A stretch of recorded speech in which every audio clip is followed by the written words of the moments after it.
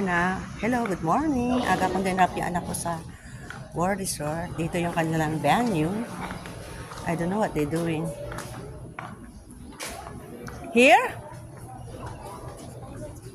Here? Oh, you go. Paano ate? Yeah, WSR is 5th grade, right? Over there. Oh, there. I don't know what they're doing here. Let's go. No, anak, dito muna tayo. Oh, here. Look, see, step. Oh, look.